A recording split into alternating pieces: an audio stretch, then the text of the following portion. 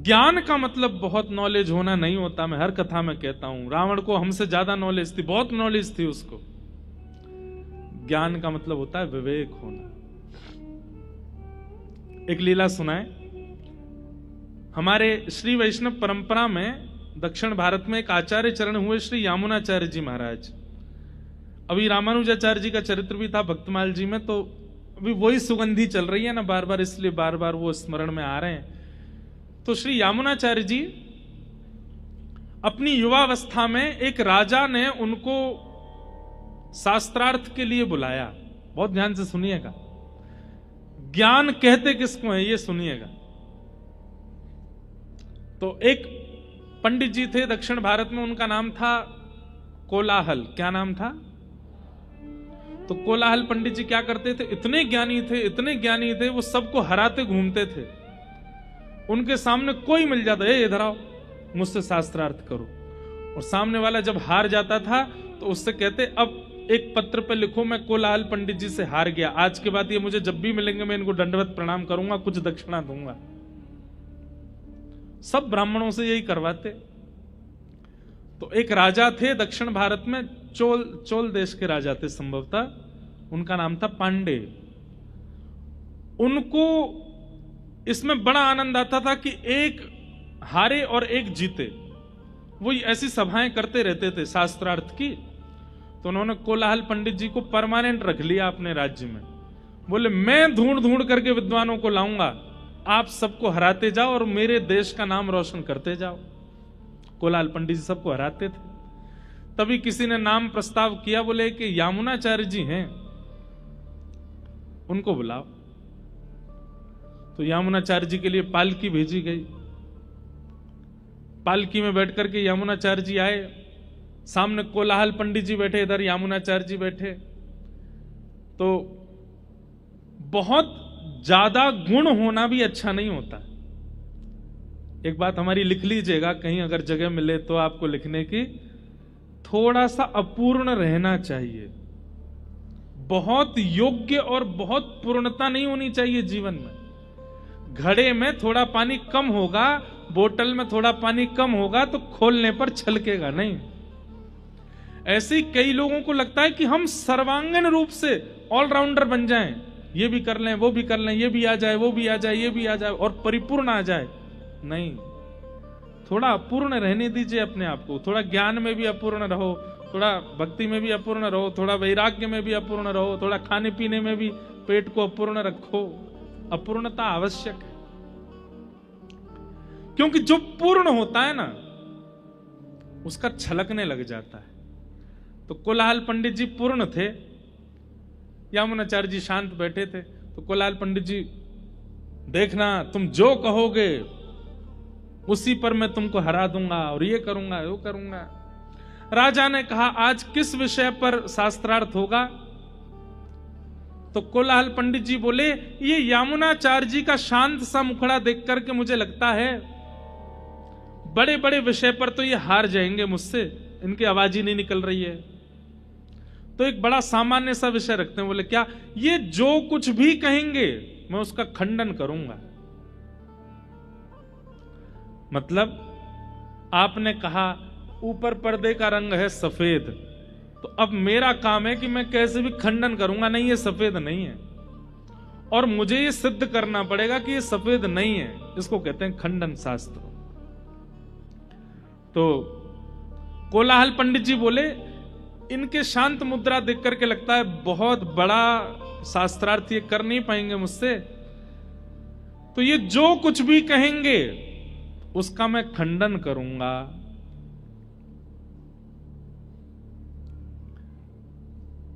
राजा ने कहा कितने वाक्य बोलने की अनुमति है? बोले 3 वाक्य बोलेंगे ये, और मैं तीनों वाक्यों का खंडन करके इनको हराऊंगा।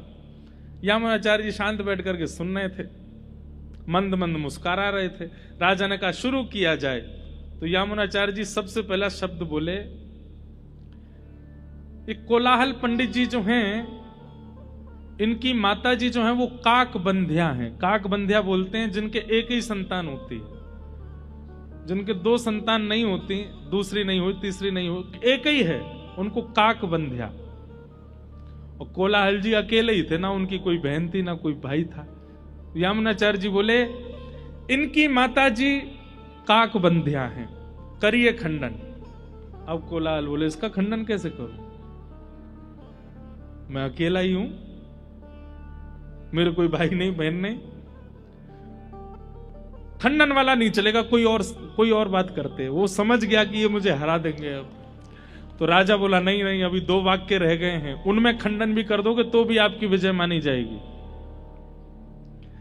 तो सीरीज में 3 मैच यदि हैं तो 1 हार गए तो 2 जीत जाओ तो भी सीरीज होती है ना आपकी। बोले अभी तो 1 ही हारे हो, अभी 2 बातें और बोलेंगे। तो यामुनाचार्य जी दूसरी बात बोलते हैं, चोल देश के राजा पांडे ये बड़े धर्मनिष्ठ राजा हैं, ये बड़ी नीति से चलते हैं, गुरु आज्ञा का पालन करते हैं, करिए इस बात का खंडन।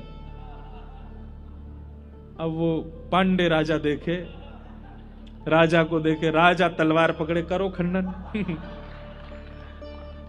हाथ जोड़ करके बोला इस बात का भी कोई खंडन नहीं। बोला अब तीसरी बात सुनो, ये पांडे राजा की जो पत्नी है ना वो एकनिष्ठ पतिव्रता है, करो खंडन। राजा ने कह दिया तो तू अंतिम बात का भी खंडन करेगा तो भी मैं तुझे समान पुरस्कार दे दूंगा। यामुनाचार्य जी बोले पांडे राजा की पत्नी जो है वो पतिव्रता नारी है, करो खंडन। पांडे वो कोलाहल पंडित जी चरणों में गिर गए, बोले महाराज आप क्या हैं। तब यामुनाचार्य जी कहते हैं बहुत पढ़ा लिखा होना ज्ञानी नहीं कहलाता, किस जगह कितना बुद्धि का प्रयोग करना है उसको ज्ञान कहते हैं। और वही ज्ञान भक्ति का बेटा है, भक्ति का पुत्र है।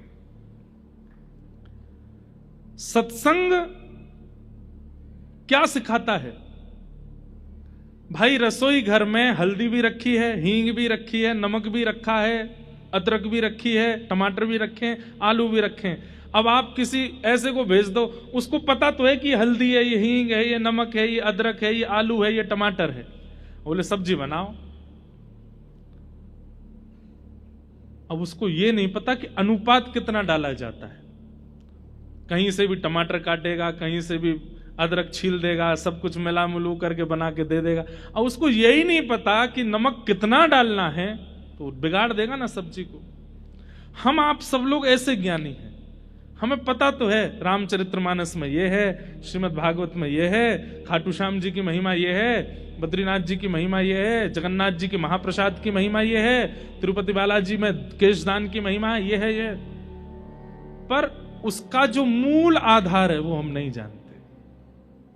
इसलिए जितनी हल्दी डालनी चाहिए उतना नमक डाल करके हम सब्जी बिगाड़ देते हैं। भाई हल्दी की मात्रा 1 चम्मच डलेगी, नमक की मात्रा तो चुटकी से डलेगी। और ये कौन सिखाता है, ये कथा सिखाती है। ज्ञान तो हो गया, लेकिन उस ज्ञान का प्रयोग कैसा होना चाहिए जीवन में, ये सत्संग सिखाता है। एक प्रकार से कह दें तो सत्संग क्या करता है,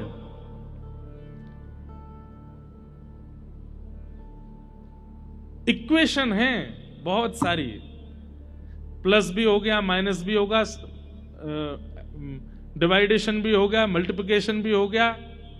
अब उस पूरी इक्वेशन का जो मूल रूप निकल करके आएगा, आपका तो दिमाग घूम गया, अब क्या करना चाहिए। तो श्रीमद् भागवत जी क्या कैलकुलेटर है, लो यहां पे ये माइनस करो, ये प्लस करो, ये डिवाइड करो, ये करो, इज इक्वल टू ये। ऐसे ही आपके पास में जितना कुछ भी है उस सबको एक फॉर्म में ला करके व्यवस्थित करना, ये भागवत जी करते हैं। नहीं तो किसी में ज्ञान ज्यादा है, किसी में वैराग्य ज्यादा है, किसी में गुण की अधिकता ज्यादा है, किसी में रूप गर्विष्ठता है, किसी में अभिमान है, लेकिन सबको मिनिमाइज करके बिल्कुल एक सिमेट्री में करने का काम सत्संग करता है। इसलिए सत्संग बहुत आवश्यक है। ज्ञान कितना होना चाहिए, जितना सत्संग में प्राप्त हो, जितना आचार्य चरण बता देते हो उतना ज्ञान लीजिए, जिससे सब व्यवस्थित हो जाए। और वो ज्ञान भी अगर जीवन में नहीं है तो भक्ति होते हुए भी आप प्रसन्न नहीं रह पाओगे। इसलिए भक्ति के प्रथम पुत्र का नाम क्या है? ज्ञान। और ज्ञान किसको कहते हैं? बहुत नॉलेज होना ज्ञान नहीं होता, सही और गलत की पहचान होना यह ज्ञान होता है। वैराग्य, सब कुछ छोड़ देना वैराग्य नहीं होता, सबके बीच में रहते हुए भी अपने मन को मचलने ना देना, इसको वैराग्य कहते हैं। सब कुछ है आपके पास, आपके पास में खाने के लिए बहु व्यंजन है, पहनने के लिए बहुत सामग्री है, भोग भोगने के लिए दुनिया भर की सामग्रियां हैं। आप पे इतना धन है, आप चाहें तो रात का डिनर दुबई करके आओ, सवेरे का ब्रेकफास्ट सिंगापुर में करो, मध्याह्न भोजन स्विट्जरलैंड में जाकर के करो, लेकिन इतनी योग्यताएं मिलने के बाद भी उसका उपभोग ना करके बहुत व्यवस्थित जीवन जीना, ये वैराग्य है। वैराग्य का मतलब सब छोड़ देना नहीं होता, सबके बीच में रहते हुए भी मन को मचलने ना देना, ये वैराग्य है। और ये दोनों ही भक्ति के पुत्र हैं। हमारी बात मान लीजिए, आप जितनी भक्ति करते हैं उतनी भक्ति ही आनंद देने लग जाएगी, अगर सही अनुपात में ज्ञान और वैराग्य आपके जीवन में आ गए तो। अतिशय ज्ञान, अतिशय वैराग्य भी भक्ति को प्रसन्न नहीं करते। बालक मां को ज्यादा प्यारा तो हमेशा ही रहता है, पर अधिक प्यारा तब होता है जब वो मां के अंडर में ही रहे। जैसे कई माताओं की शिकायत, अब तो बेटा तू हमारे हाथ से निकल गया, तब तक ये अच्छा था जब तक हम कपड़े पहनाते थे, हम खिलाते थे, हम ही तैयार करते थे। और बच्चे तभी तक ही अच्छे रहते हैं जब तक वो मां के अंडर में रहें, मां ही खिलावे, मां ही पहनावे, मां ही सुलावे, मां ही उठावे, बालक बिगड़ता ही नहीं। जिस दिन बालक अपने शर्ट का बटन खुद लगाने लग जाता है, खुद खाने लग जाता है, अच्छी बात है, वो तो योग्य बन ही जाता है, पर कहीं ना कहीं जब अपने जीवन के निर्णय भी खुद लेने लग जाता है, वहीं से थोड़ा बिगड़ना शुरू हो जाता है। तो ज्ञान और वैराग्य कितने होने चाहिए कि भक्ति के अंडर में ही रहें, भक्ति से अधिक ना हो, पर हो तो हमारे अंदर, हमारे पास तो उतने भी नहीं है। मीराबाई कह रही हैं, कोई कहे महंगो, कोई कहे सस्तो, अरे सुनो भैया कान खोल के, क्या ये तो आवत प्रेम के मोल। ये ऐसे ही नहीं आते हैं, ये प्रेम के कारण आते हैं, प्रेम के वशीभूत होकर के आपके पास आते हैं। मीरा के प्रभु गिरधर नागर, ये तो पूर्व जन्म को मेल रे, मैंने लियो री गोविंदा मोल। मीराबाई किसी रूप में स्वीकार कर ही नहीं सकती हैं कि ठाकुर जी पाषाण हैं, ठाकुर जी मूर्ति हैं, ठाकुर जी खाते नहीं हैं, ठाकुर जी बोलते नहीं हैं, ठाकुर जी ऐसे नहीं, सब करते हैं मीराबाई के साथ, क्योंकि वो उनको चैतन्य मानती। गोस्वामी तुलसीदास जी महाराज मानस जी को चैतन्य मानते हैं, वेदव्यास जी महाराज भागवत जी को चैतन्य मानते हैं, और मानते शब्द से कहीं ना कहीं विरोध हो जाता है। चैतन्य हैं, चैतन्य बुद्धि रखनी पड़ेगी। आप बरसाने गए, वृंदावन गए, नंदगांव गए, लेकिन जैसे गए वैसे ही आ गए, कोई फर्क नहीं पड़ा। इसका मतलब आप उनको चैतन्य मान के देख के नहीं आए हो, आप उनको जड़ मान करके ही दर्शन करके आए हो। अगर चैतन्य बुद्धि रख ली होगी तो वहां जाकर के कुछ अनुभव ना हो, ऐसा हो नहीं सकता। भगवान का दूसरा स्वरूप क्या है? चैतन्य। और सत्य और चैतन्य, इन दो बुद्धियों को जो अपने चित्त में व्यवस्थित कर लेता है, उसको ठाकुर जी फिर तीसरे रूप का आस्वादन कराते हैं, आनंद। सच्चिदानंद रूपाय, सत्य, चैतन्य और आनंद।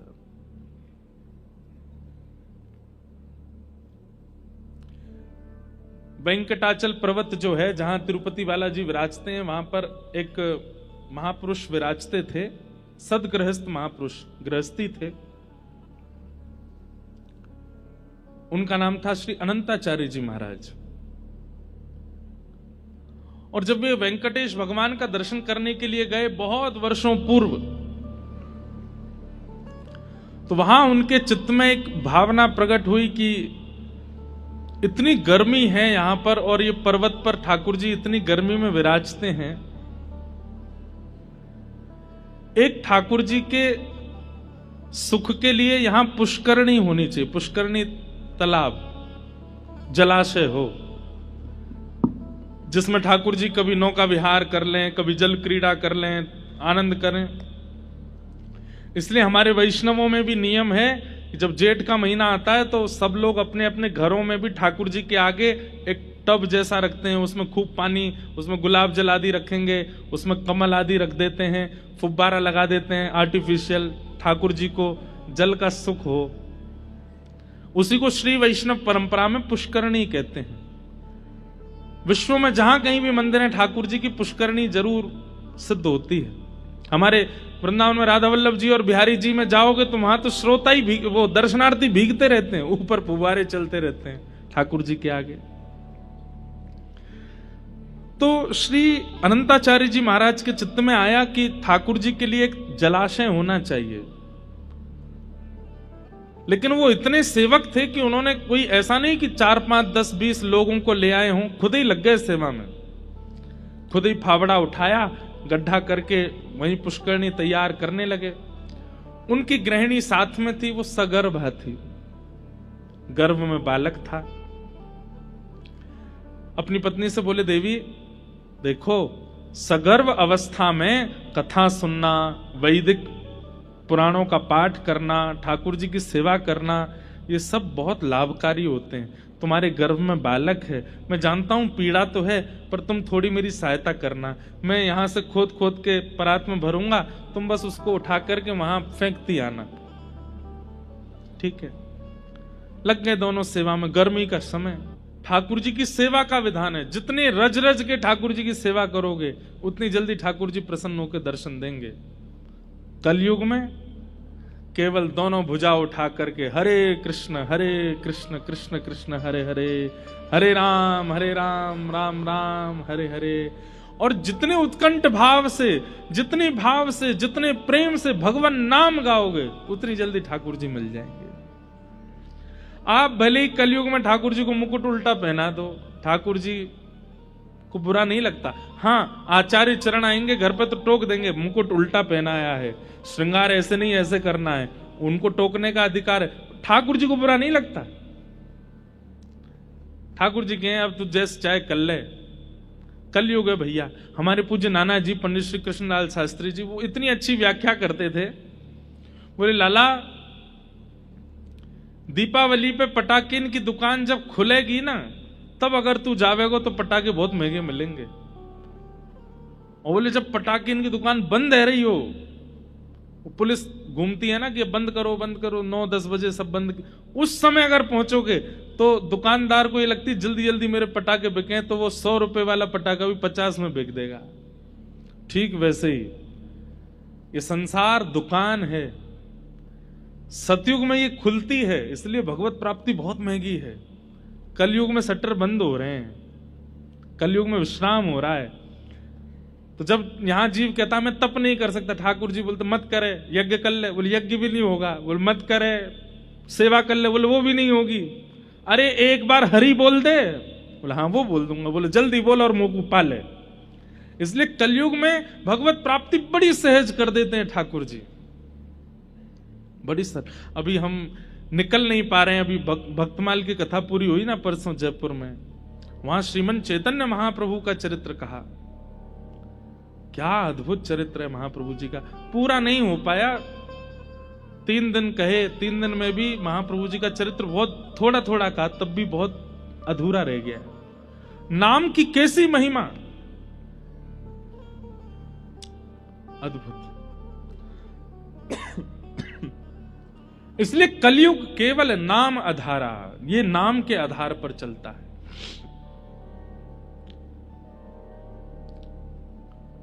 श्रेष्ठ से श्रेष्ठ, पवित्र से पवित्र भगवत प्राप्ति का साधन क्या है? तब सूत जी महाराज कहते हैं, बोले वैसे तो नाम से भगवत प्राप्ति हो जाएगी। बहुत ध्यान से सुनिएगा सब लोग। आप केवल नाम का आश्रय ले लीजिए, नाम गाना शुरू कर दीजिए। नाम देखिए, मंत्र अलग होता है, नाम अलग होता है। कई लोग जब मंत्र दीक्षा ले लेते हैं तो दीक्षा लेने के बाद बोलते महाराज जी नाम क्या जपना है? नाम आप कोई भी जप सकते हो। श्री राधा जपो, श्री कृष्ण कृष्ण जपो, गोविंदा गोविंदा वेंकट रमना गोविंदा जपो। नाम आप कोई भी जप सकते हो, राम राम जपो, लेकिन मंत्र वही होना चाहिए जो आचार्य चरणों ने आपको प्रदान किया। मंत्र नहीं बदल सकते। नाम आप कितना भी गा सकते हैं, कभी भी गा सकते हैं, कैसे भी गा सकते हैं। तो नाम आवश्यक है कलिकाल में। लेकिन नामी को जाने बिना अगर नाम गाओगे तो उसका प्रभाव इतना नहीं होगा। बात समझ रहे हैं हमारी? आपको दवाई दे दी गई, आपने दवाई ले ली, तो दवाई अपना असर तो करेगी, लेकिन अगर दवाई भीतर जाकर के किस ऑर्गन पे जाएगी, अंदर जाके ऐसे डिसॉल्व होगी, फिर 1 घंटा बाद ऐसा होगा, ये पूरी अगर प्रक्रिया आपको पता चल जाए तो कहीं ना कहीं आप और जल्दी रिकवर करने लग जाओगे और जल्दी ठीक हो जाओगे। ठीक वैसे ही नाम औषधि है, लेकिन जब तक नामी को नहीं जानेंगे तब तक नाम का प्रभाव द्रुत गति से, तीव्रता से प्रकट नहीं हो पाएगा। कलयुग में नाम से ही सिद्धि मिलेगी, लेकिन जब तक नामी को नहीं जानोगे तब तक सिद्धि मिलना, सिद्धि क्या है कलयुग में? भगवत प्राप्ति। और नामी को जानने के लिए कथा का आश्रय लेना पड़ेगा। अब आप जप रहे हैं कृष्ण कृष्ण कृष्ण कृष्ण, लेकिन कृष्ण को जानते नहीं है, तो कृष्ण कृष्ण जपने से लाभ तो मिलेगा, लेकिन जैसा मिलना चाहिए वैसा नहीं मिलेगा। श्री राधा जपते तो हैं, पर श्री राधा रानी के रूप को जानते नहीं हैं, तो उसका क्या फायदा? आस्वादन तो आवश्यक है। मैंने आपसे कहा रसगुल्ला खा लो, आपने कहा कैसा होता? मैंने कहा मीठा। आपने कहा हमने कभी नहीं खाया, कैसा मीठा? मैंने कहा चीनी जैसा मीठा। आपने कहा हमने चीनी भी नहीं खाई। मैंने कहा गुड़ जैसा मीठा। आपने कहा गुड़ भी नहीं खाया। मैंने गन्ने जैसा मीठा। आपने कहा गुड़ गन्ना भी नहीं खाया। तो फिर मुझे पकड़ करके आपको ले जाना ही पड़ेगा, ले भैया खा के देख, ऐसा मीठा। मिठास जब तक चखोगे नहीं या कभी चखा नहीं होगा तब तक उसका आस्वादन। अब मैं मंच से कह दूं क्या, विष्णु विष्णु विष्णु जपने लग जाओ, आप कहोगे उससे क्या होगा? मैंने कल्याण होगा। कैसा कल्याण होगा? बोले जैसा राजा अम्बरीश के साथ हुआ। आप कहोगे अम्बरीश के साथ कैसा हुआ? बोले जैसा ध्रुव जी के साथ हुआ। आप कहोगे ध्रुव जी के साथ कैसा हुआ? जैसा प्रहलाद जी के साथ हुआ। प्रहलाद जी के साथ कैसा? अब मैं कितना भी बताऊं कि उनके साथ हुआ, उनके साथ हुआ, आपको वो तब तक अनुभव नहीं होगा जब तक आप स्वयं आस्वादन नहीं कर लोगे। और वो आस्वादन कराती है भागवत की कथा। इसलिए यहां सूत जी महाराज उत्तर देते हुए कहते हैं, कालव्याल मुखग्रास त्रास निर्णास हेतवे श्रीमद् भागवतम शास्त्रम कलौ कीरेण भाषितम।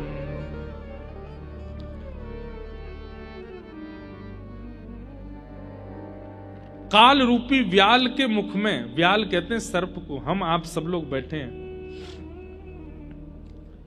जब हंस अकेला उड़ जाएगा, खाली पिंजरा पड़ा रह जाएगा। हम सबकी स्थिति कैसी है? हम सबके अंदर एक हंस बैठा है जिसका नाम है आत्मा। और ये शरीर क्या है? ये पिंजरा है। इस पिंजरे की शोभा तब तक है जब तक वो हंस अंदर बैठा है। पिंजरा तब तक अच्छा लगता है जब तक पंछी है। किसी दिन अगर पिंजरे का जरा सा भी गेट खुला रह गया, पंछी उड़ जाएगा, फिर पिंजरे की कोई वैल्यू नहीं। हम आप सब लोगों का जीवन ऐसा ही है। हमारी वैल्यू केवल तब तक है जब तक प्राण है, लेकिन ये प्राण कब चले जाएं कुछ नहीं पता।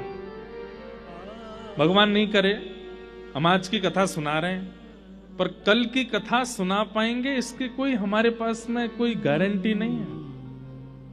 आप सुन पाओगे इसकी आपके पास कोई गारंटी नहीं है। प्राण कभी भी जा सकते हैं। काल व्याल मुखग्रास त्रास निर्णास हेतवे। ये काल रूपी सर्प के मुख में बैठे हैं हम। कब तक जीवित हैं? जब तक काल का मुख खुला है। सर्प का मुंह खुला है तब तक चूहा जिंदा है। सर्प जैसे ही मुख बंद करेगा मृत्यु निश्चित है। इसलिए क्या करे, बोले जब तक काल का मुख खुला है प्रयास करे कि उतनी देर में कथा का आस्वादन कर ले, क्योंकि काल ने अगर मुख बंद कर लिया और आपने कथा का आस्वादन नहीं किया तो कहीं ना कहीं आप अपने कल्याण से भटक जाओगे। एक बात हमारी बहुत याद से सुनिएगा, मैं और आप इस संसार में भले ही कितने उद्देश्य लेके आए हों, धन कमाना है, ऐश्वर्य कमाना है, नाम कमाना है, प्रॉपर्टी बनानी, फैक्ट्री बनानी, जो भी है, पर मूल बात यह है कि हम इंसान बन के इसलिए आए कि दोबारा हमें आना ना पड़े इस पृथ्वी पर।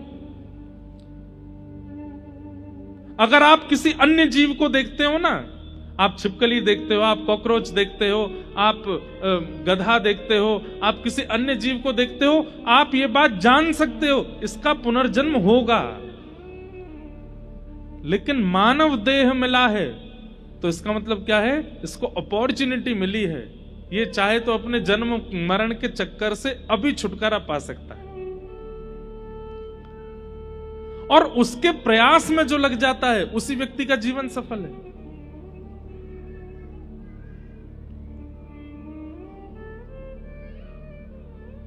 इसलिए भैया भागवत का आश्रय ले लो। काल आवे, मृत्यु आवे, उससे पहले पहले भागवत जी का आस्वादन करते हुए जीवन में जो जो वक्ता बताते हैं उनको अपने जीवन में इंप्लीमेंट करना शुरू कर दो, लाना शुरू कर दो, उसी से कल्याण हो जाएगा। और नाम का आश्रय ले लो। श्रीमद् भागवतम शास्त्रम कलौ कीरेण भाषितम। इस कलिकाल में भगवत प्राप्ति का श्रेष्ठ से श्रेष्ठ, पवित्र से पवित्र यदि कोई साधन है तो वो साधन भागवत की कथा है। हम कहां तक कहें, 7 दिन भी बहुत दूर की बात है, 2 घंटे, 1 घंटा, 10 मिनट कथा सुनकर के मैंने देखा है लोगों को परिवर्तित होते हुए। महाव्यसनी अपनी माता जी को छोड़ने आए थे कथा में, मां ने कह दिया 10 मिनट बैठ के चला जा, कथा तो चल रही है। 10 मिनट बैठे, 7 दिन की कथा निकल गई, जीवन बदल गया। उर्दुपुंड लगाते हैं, नित्य वृंदावन जाते हैं, हर महीने वृंदावन परिक्रमा करते हैं, ऐसा जीवन। ये बदलने की सामर्थ्य भगवत लीला में है, भागवत की कथा। इसलिए सूत जी महाराज कह रहे हैं, श्रेष्ठ से श्रेष्ठ, पवित्र से पवित्र इस कलिकाल में भगवत प्राप्ति का साधन भागवत की कथा है, उसका आस्वादन करो।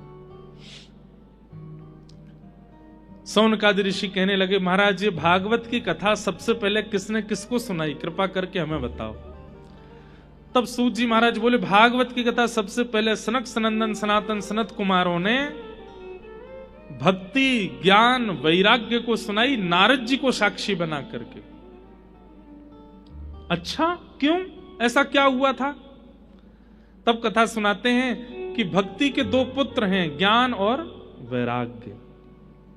दोनों वृद्ध हो गए थे, जिनकी वृद्धता के कारण भक्ति बहुत परेशान थी। भक्ति महारानी ने नारद जी से प्रार्थना की, हे नारद जी, मेरे 2 पुत्र वृद्ध हो गए हैं, मां युवा है, बालक वृद्ध हो गए हैं। यही भक्ति महारानी कहती हैं कि मेरा जन्म दक्षिण में हुआ। उत्पन्ना द्रविड़ेशाहम वृद्धिम कर्नाटके गताम क्वचित क्वचिन महाराष्ट्रे गुर्जरे जीर्णताम गतः। लेकिन वृंदावन पुनः प्राप्य नवीन स्वरूपिणी। पूरे भारत में भ्रमण करते हुए जब मैं वृंदावन आई तो वृंदावन आकर के मैं युवा हो गई। यहां भक्ति नाचती है वृंदावन में, लेकिन मेरे दोनों बालक ज्ञान और वैराग्य ये वृद्ध ही हैं। क्यों? क्योंकि लोगों में भक्ति तो है पर ज्ञान और वैराग्य नहीं है। आपके घर पे हम आते हैं, आप लोग तिलक लगाते हो, अक्षत लगाते हो, कई माताएं आरती करती हैं। उनसे पूछा जाए क्यों कर रहे हैं? स्वागत है महाराज जी, स्वागत नहीं, उसके पीछे कारण है। आप तिलक इसलिए लगाते हैं, नमोस्तुते व्यास विशाल बुद्धे। व्यक्ति श्रेष्ठ जब घर आता है तो उसके सिर पर तिलक इसलिए लगाया जाता है कि उनकी बुद्धि को हम प्रणाम कर रहे हैं, या हम अपना भाव प्रकट कर रहे हैं कि इनकी बुद्धि जो है वो सदमार्गीय रहे, इसलिए हम उसको तिलक लगाते हैं।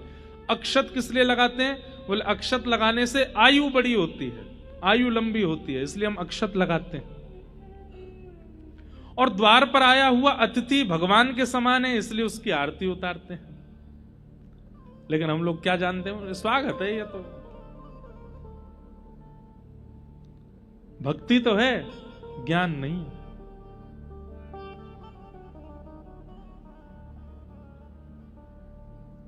अष्ट सिद्ध नवनिध के दाता, असवर दीन जानकी माता, राम रसायन तुमरे पासा, सदा रहो रघुपति के दासा, तुमरे भजन राम को पावे, जन्म जन्म के। सबको याद है, पर अर्थ नहीं पता होगा, ज्ञान नहीं, भक्ति है। हमारे पंडित जी महाराज जब नाना सुगंध पुष्पाणि यथा कालोद्भवानि च पुष्पांजलिर्मया दत्त ग्रहण परमेश्वर, सब बोलते हैं साथ में, पर उसका अर्थ नहीं पता।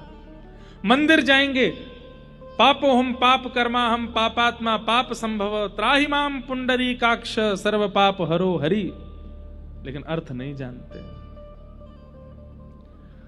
बच्चों से, छोटे छोटे, बुरा नहीं मानना अगर कोई ऐसे बैठे हो तो। हम घर जाते हैं लोगों के यहां, अब तो नहीं जाना, अब जाना बंद कर दिया, पहले जाते थे तो छोटे छोटे बच्चे, महाराज जी को गायत्री मंत्र सुनाओ। गायत्री बोलने का, इस प्रकार सुनाने का, बच्चों को रटाने का अधिकार नहीं है। जब तक आपका यज्ञोपवीत संस्कार नहीं हो जाता, जब तक कोई आचार्य चरण आपका यज्ञोपवीत करा करके आपके कान में गायत्री नहीं बोल देंगे, तब तक आप गायत्री का उच्चारण नहीं कर सकते। नहीं तो गायत्री का प्रभाव उल्टा पड़ेगा। नहीं जानते,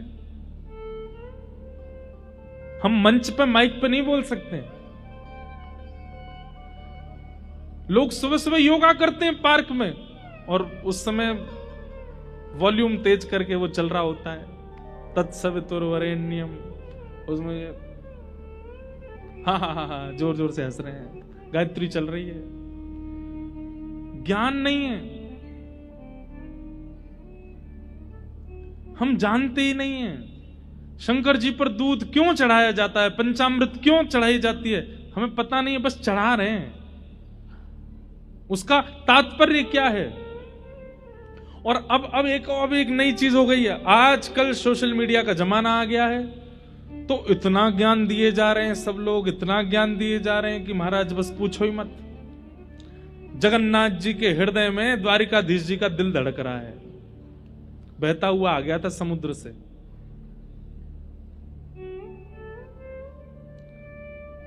अब क्या हो रहा है? ज्ञान भी अनुचित ज्ञान प्राप्त हो रहा है, वो और ज्यादा घातक है, और यही घोर कलयुग की तरफ हमको ले जाएगा, जब ज्ञान गलत रूप में प्राप्त होने लग जाएगा। सोशल मीडिया पर आप देखेंगे बड़े बड़े मोटिवेशनल स्पीकर्स, उनके करोड़ों में फैन फॉलोइंग है। हमारे शंकराचार्य भगवान के हजार लाख, जो मूल ज्ञान दे रहे हैं उनको कोई फॉलो नहीं कर रहा है। जो आचार्य चरण हैं उनकी है। तो हम लोगों में भक्ति तो है पर ज्ञान नहीं। आप कहेंगे महाराज जी ज्ञान की जरूरत क्या है? ठीक है, मतलब कोई माता जी हैं और उनके दो छोटे छोटे बच्चे हैं, अब माता जी को तो आप सहर्ष स्वागत करके पुष्प, हमारा प्रवेश नहीं है। उन मां के तुम चरण भी धोगे ना तो भी वो प्रसन्न नहीं होंगे, क्योंकि उनके बालक बाहर खड़े हैं। भक्ति के पुत्र हैं ज्ञान और वैराग्य। ये नहीं कहते हैं कि ज्ञान की अतिशयुक्ति हो, वैराग्य की अतिशयुक्ति हो, पर इतना तो हो कि सब पता हो कि हम जो क्रिया करते हैं उसका भाव क्या है।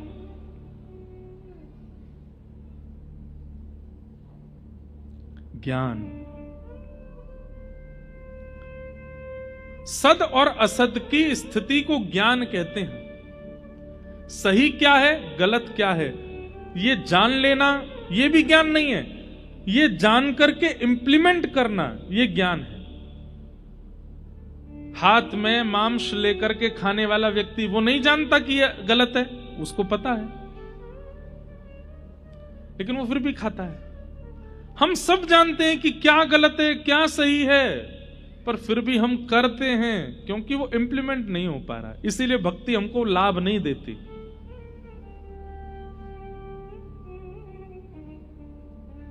रामानुजाचार्य जी महाराज आचार्य चरण एक बार अष्टाक्षर मंत्र बोलते हैं और शंख चक्र गदा पद्मधारी ठाकुर जी प्रत्यक्ष प्रकट हो जाते हैं। यहां जीवन निकल गया अष्टाक्षर बोलते बोलते, आज तक ठाकुर जी का अनुभव नहीं हुआ। क्यों? क्योंकि ज्ञान और वैराग्य नहीं है। श्रीमद वल्लभाचार्य जी के पुत्र गुसाई श्री विठलनाथ जी महाराज जैसे श्रीनाथ जी के सन्मुख जाते हैं, श्रीनाथ जी उनकी गोद में बैठ जाते हैं। हम पूरे दिन सेवा करते रहे तो ठाकुर जी ब्लिंक भी नहीं करते कभी। क्यों? ज्ञान और वैराग्य नहीं है, भक्ति तो है। इसलिए हमारी प्रार्थना है भक्ति के साथ उनके पुत्रों को भी जीवन में स्थान प्रदान कीजिए। स्वस्तिक सबको आता है बनाना, लेकिन उसका अर्थ कोई नहीं जानता। स्वस्तिक का कारण क्या है? स्वस्ति यानी कल्याण, क माने करने वाला। उसकी चारों दिशाएं और चारों भाग पर जो उसके स्वरूप बनते हैं, मुख बनते हैं, वो समान होने चाहिए। छोटा बड़ा नहीं बना सकते आप, वो समान हो। और चारों भावों में बिंदी लगा करके उसको बनाते हैं और फिर उनके छोड़ को आदि आदि छोड़ देते हैं। मतलब हमारा सर्वांगीण रूप से जो कल्याण करे उसको स्वस्तिक कहते हैं। नहीं जानते। तिलक के भी अपने अपने रूप होते हैं।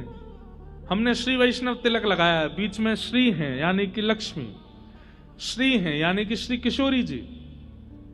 ये दो श्वेत हैं, दोनों तरफ ठाकुर जी के चरणारविंद और मध्य में नीचे आसन है। आसन पर श्री और ठाकुर जी के चरणारविंद विराजमान है। रामानंदी परंपरा में वहां पर उनका रूप अलग है, वल्लभ कुल परंपरा में रूप अलग है। सब जगह के अपने अपने भाव हैं। अब डिजाइनिंग होने लगी है, ये डिजाइन हो गई है, अब ये तिलक नहीं रह गए हैं।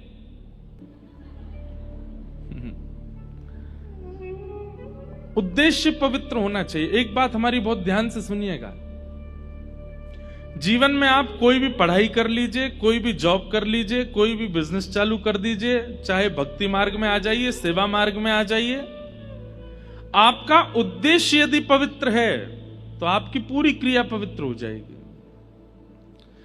आपकी पूरी क्रिया में अपवित्रता ही तब आ जाती है जब आपका उद्देश्य पवित्र नहीं होता, लक्ष्य पवित्र नहीं होता।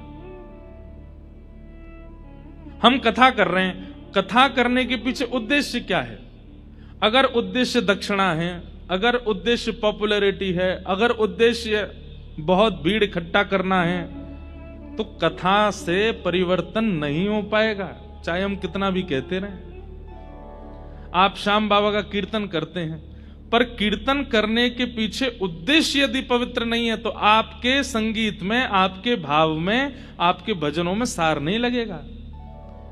आप ठाकुर जी का श्रृंगार करते हैं, खाटू श्याम बाबा का कैसा सुंदर श्रृंगार होता है, पुष्पों, इतने सारे पुष्प लगाए जाते हैं, लेकिन कहीं ना कहीं अगर पुजारी जी के चित्त में उद्देश्य यदि ये नहीं है कि जितने वैष्णव आए दूर दूर से चल के जैसे ही श्याम बाबा को देखें तो उनके नेत्र सजल हो जाएं, उनके चित्त में प्रेम आ जाए, अगर ये उद्देश्य नहीं होगा तो श्याम बाबा को कितना चंदन लगाए लो, दर्शनार्थी के चित्त में प्रेम प्रकट हो नहीं पाएगा, उसके संशय का समाधान नहीं हो पाएगा। आपका उद्देश्य पवित्र होना चाहिए, आपकी क्रिया पूरी पवित्र हो जाएगी। व्यक्ति की क्रिया अपवित्र कब होती है? जब उसका उद्देश्य ही विचित्र होता है। पढ़ाई क्यों कर रहे हैं? पैसा कमा करके उसको दिखाना है मुझे, उसने ऐसा कह कैसे दिया मुझसे, उसने मेरे सामने ऐसे, मेरे पिताजी को ऐसा बोल कैसे दिया, उसको करके दिखाना है। आप पा तो लेंगे उस स्थान को कि जहां आप उसको दिखा सको, लेकिन बहुत दिन तक टिक नहीं पाओगे।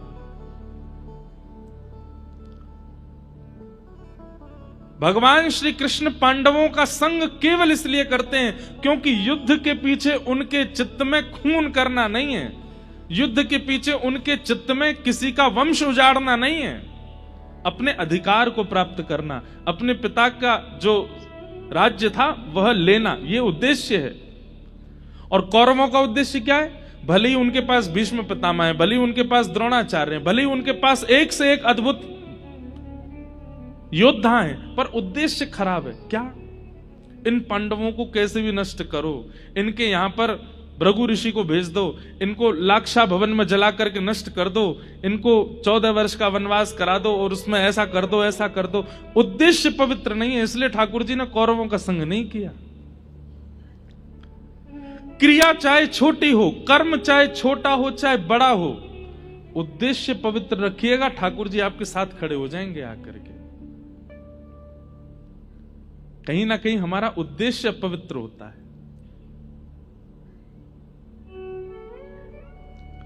कथा के पीछे उद्देश्य, कई लोग कई बार कथा कराते हैं ना, उनके पीछे कई लोगों का उद्देश्य बहुत विचित्र होता है। हमारा नाम हो जाएगा कि हमने कथा कराई, हमारा नाम हो जाएगा हमने उनको बुलाया, हमारा नाम हो जाएगा कि ऐसी कथा कराई। अगर इस उद्देश्य से कथा कराते हैं ना, कथा का कोई रूप उनको प्राप्त नहीं होता। कई नेताजी लोग भी कथा कराते हैं, वो कब कराते हैं? जब वोट का समय आता है ना उनका, जब इलेक्शन का समय आएगा तब कथा कराएंगे। बीच बीच में महाराज जी हमारा नाम लेकर के बोल दिया करना, बहुत अच्छे हैं। कथा का उद्देश्य ही परिवर्तित। अब वो कथा भक्ति जागृत कैसे कर सकती है जिसको वोट मांगने के लिए कथा करानी है? अभी तो खैर हमें ऐसी कथा नहीं आती, अब पहले बहुत आती थी, तब करनी भी पड़ती थी मजबूर में। पर मैं जाते जाते बोले ही देता था कि उद्देश्य पवित्र नहीं है तो फिर कथा भी पूरी सुन लेंगे तो भक्ति जागृत नहीं होगी। कई लोग इसलिए कथा कराते थे कि हमारे घर में संतान नहीं है, संतान हो जाए। कई लोग इसलिए कथा कराते, बेटा का ब्याह नहीं हो रहा है इसलिए हो जाए, व्यापार चल जाए। उद्देश्य कहीं संसार रख लिया कथा के पीछे तो आप बहुत बड़े भाव से वंचित हो जाओगे। आज हम पहले ही आपको सावधान कर रहे हैं, उद्देश्य केवल ये रखिएगा, श्याम सुंदर सदा हमको प्यारे रहें, हम उन्हीं के रहें, वो हमारे रहें। गाइए, श्याम सुंदर। ताली मत बजाओ, बस गाओ। हमको प्यारे रहे, हम उन्हीं के रहे, वो हमारे। कितनी अच्छी आवाज है आपकी, खुद को भी नहीं सुनाई दे रही होगी। ऐसे उद्देश्य होगा। अरे गाइए, जितनी तेज लड़ाई करते हो घर में उतनी तेज कीर्तन करो।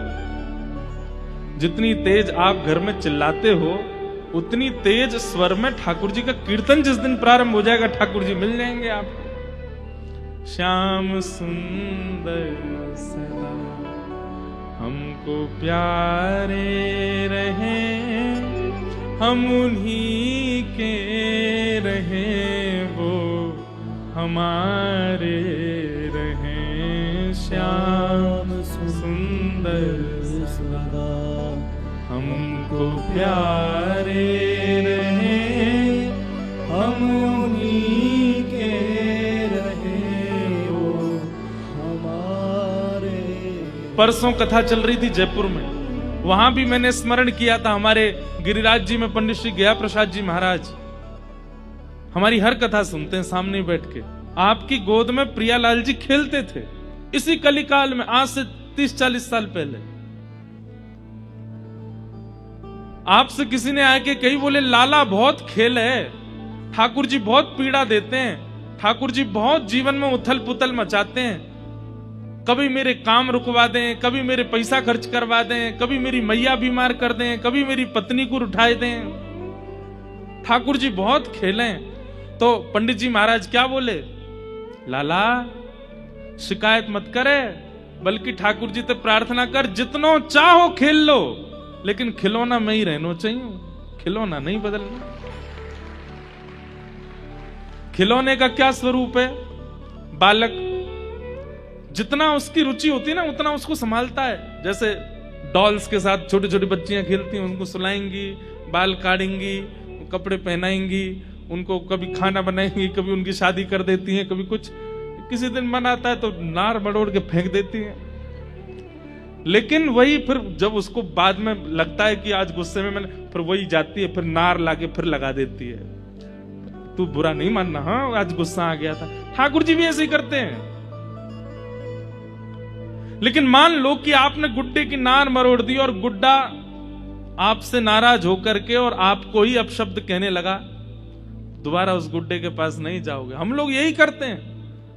ठाकुर जी खेल क्या लेते हैं हमारे साथ में, हम शिकायतें शुरू कर देते हैं। पंडित श्री गया प्रसाद जी महाराज कहते, बोले जितनो चाहो खेल लो हमारे साथ, पर एक ठाकुर जी वचन दे दो कि खिलौना मैं ही रहना चाहिए, खिलौना मत बदलना, चाहे जो कीजिए हमारे साथ, पर हमें बदलिएगा नहीं। इसलिए भैया उद्देश्य पवित्र रखो कि इस कथा के सप्ताहवें दिन जब ये कथा विश्राम हो, हर दिन आप ठाकुर जी के थोड़े समीप पहुंचो। आज जितने हैं, शाम को कथा विश्रांति तक आप ठाकुर जी के और समीप होने चाहिए।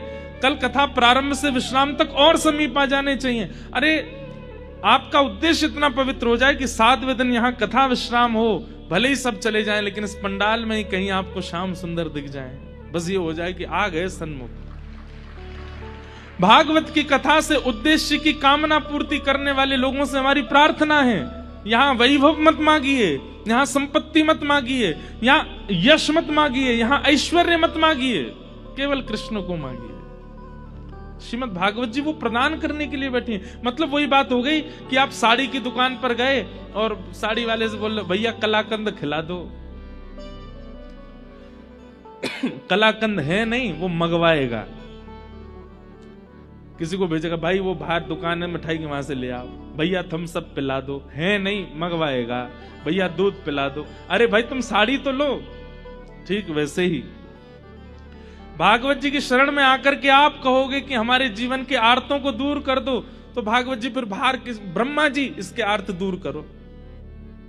आप भागवत जी कथा में आकर के कहेंगे कि हमारे जीवन के ये कामनाएं इनको पूर्ण करवा दो, तो फिर भागवत जी बाहर किन्हीं देवताओं को ढूंढेंगी, भाई इसकी कामना पूरी करो।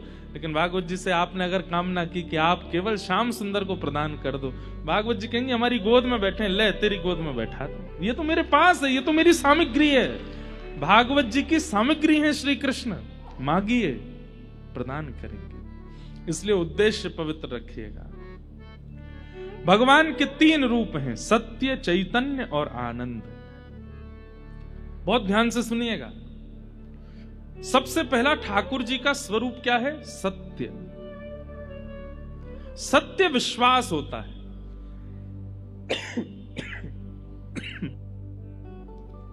हमें क्षमा कीजिएगा, हाँ बहुत कथा वथा इधर उधर भागते रहते, मौसम बदलता तो थोड़ा हो जाती है हमारे स्वास्थ्य। सत्य क्या है? विश्वास। ठाकुर जी के प्रति विश्वास रखिए कि यही सत्य हैं। सांचो एक राधा रमण, झूठो सब संसार। बाकी सब झूठे हैं, केवल यही सत्य हैं। कोई आपको संसार में कितना भी प्रेम प्रस्तुत कर रहा हो, हाँ नाटक रूप में आप भी उसको स्वीकार कर लो, वाह भैया अच्छा गुलदस्ता लाए हो, लाओ दे दो। देखो हमारी एक बात सुनना, हम दुनिया में जाते हैं तो दुनिया भर के लोग कोई फूल माला पहनाते हैं, कोई गुलदस्ता देते हैं, कोई पटका पहनाते हैं, कोई लिफाफा देते हैं, कोई कुछ करते हैं। ऐसा नहीं है कि सब भावना से नहीं करते, सब भावना से ही करते हैं। पर अब हम इतने आदी हो गए व्यवहार के, हमें पता है कि वो एक औपचारिकता है, वो केवल एक क्या बोलते हैं उसको, वो एक केवल फॉर्मेलिटी है। ऐसे ही फॉर्मेलिटी को, संसार के हर संबंध को फॉर्मेलिटी रूप में ही लेने लगो। ये फॉर्मेलिटी है, बस चल रही है, और उसमें बहुत अच्छे से अपनी प्रस्तुति करो। सामने वाला फॉर्मेलिटी कर रहा है, भले ही वो कितना भी प्रेम प्रस्तुत कर रहा हो, फिर भी आप उसको फॉर्मेलिटी ही समझो।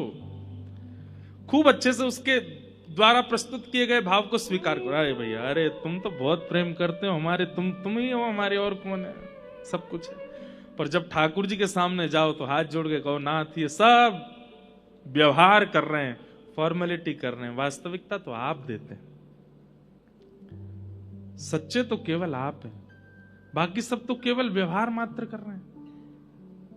मां कहती है मेरा बेटा आंखों का तारा, वही बेटा अगर जॉब छोड़ करके घर में बैठ जाए, मां मैंने रिजाइन दे दिया। क्यों? तू ही तो कहती थी कि तेरे बिना मन नहीं लगता, तू बहुत बाहर रहता, घर रहे। अब मां सुबह शाम आलू के परांठे बनाओ, घर ही रहूंगा मैं, कुछ नहीं करना। वैसे तो मां का वात्सल्य अति अद्भुत होता है, पर फिर भी 2-4 महीने बाद मां के मन में भी आएगा कुछ करा धरा तो कर, पूरे दिन मांगता रहता आलू का पराठा। संसार बड़ा नश्वर है बंधुओं। लोगों को जब ये बात अनुभव हो जाती है ना कि आपसे उनका कोई क्रिया भाव नहीं है, वो अपने व्यवहार को छोड़ने लगते हैं, दूर करने लगते हैं। पर ठाकुर जी से प्रेम स्वच्छ क्यों है? क्योंकि आपसे ठाकुर जी का कोई काम नहीं बनने वाला, पर वो फिर भी आपके संग रहते हैं। आप जो पवाते हैं पाते हैं, जैसे पहनाते हैं पहनते हैं, जहां ले जाते हो वहां जाते हैं। आप भोग नहीं लगाएंगे तो ठाकुर जी भूखे नहीं रहेंगे, आप नहीं सुलाएंगे तो ठाकुर जी सोएंगे नहीं, ऐसा नहीं है। पर फिर भी वो आपसे कितना प्रेम करते हैं, आपके संगी रहते हैं, उसी को तो प्रेम करते हैं। कहते हैं जहां पर व्यवहार की इच्छा नहीं है फिर भी प्रेम है, वो ठाकुर जी तो हैं। इसलिए वो सत्य है, बाकी सब असत्य है संसार में। केवल फॉर्मेलिटी चल रही है, स्वीकार कर लो। वास्तविकता तो केवल ठाकुर जी दे रहे हैं। सत्य, भगवान सत्य है। दूसरी बात, ठाकुर जी चैतन्य है, वो जड़ नहीं है। आप उनके प्रति जड़ बुद्धि मत रखा कीजिए। हमारी बात मानिएगा, जिस दिन आप भगवत सेवा से जड़ बुद्धि निकाल देंगे, उस दिन से आपकी सेवा अद्भुत होने लग जाएगी। आपके मन में यह व्यवहार नहीं है कि ये जड़ हैं, उसी दिन से। एक बार सागर एक जगह है मध्य प्रदेश में, वहां पर एक बिहारी जी का मंदिर है, और ध्यान से सुनिएगा। तो वहां बिहारी जी का मंदिर है, तो वहां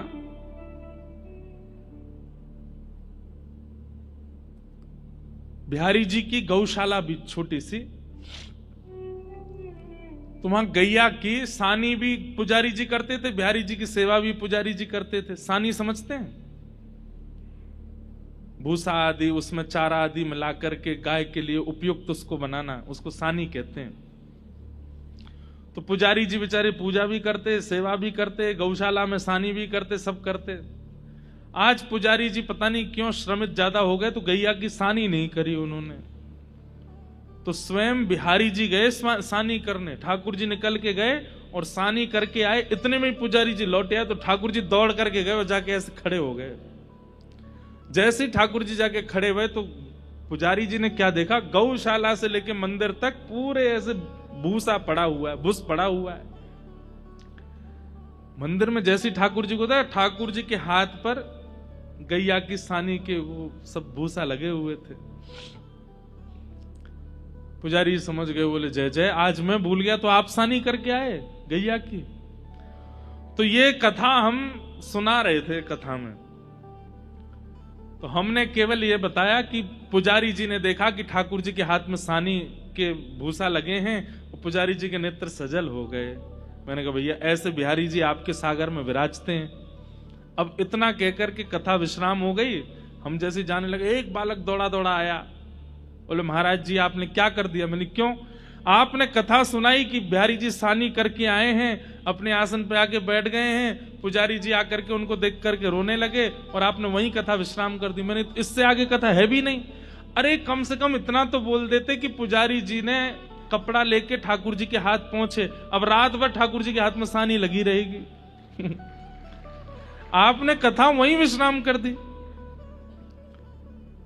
अब यहां देखिए, वो व्यक्ति कथा को कथा की तरह नहीं सुन रहा है, वो व्यक्ति कथा को ऐसे सुन रहा है कि प्रत्यक्ष लीला हो रही है, महाराज जी उसको बता रहे हैं। और महाराज जी ने ठाकुर जी के हाथ से सानी की भूसा हटाए नहीं। अब रात भर ठाकुर जी उसमें, उसकी वो बात मेरे हृदय से घर कर गई कि घर जाकर के कक्ष में बैठ के अपना आसन बिछा के मैंने फिर कथा करी। और कथा में फिर हमने कहा अकेले ही कि पुजारी जी गए और फिर बिहारी जी के हाथ में जल से थोड़ी वो सानी पहुंची और उसके बाद बिहारी जी की शयन आरती करा के सुलाया। इसे क्या कहते हैं? इस भावना को कहते हैं चैतन्य। क्या कहते हैं? आप जो यहां लीला सुन रहे हैं, आप जो यहां भाव सुन रहे हैं, ये केवल एक वक्तव्य नहीं है, ये कथा नहीं है, ये प्रत्यक्ष लीला है। इसलिए कथा में कहते हैं विक्षेप मत डालिए, बीच में उठिए मत, बीच में आइए मत, बीच में जाइए मत। क्यों? आपकी कथा सुनते समय वक्ता कोई लीला सुना रहा और उसको अगर विक्षेप होता है तो वो लीला वास्तव में घट रही होती है और वो वहीं रुक जाती है, और फिर लीला विक्षेप का जो अपराध होता है वो लगता है। ठाकुर जी चैतन्य है, वो जड़ नहीं है। और ये बातें सब विश्वास पर निर्भर करती हैं। मानो तो मैं गंगा मां हूं, ना मानो तो बहता पानी। ना मानने वालों के लिए वो केवल एक जल है और मानने वालों के लिए साक्षात गंगा है।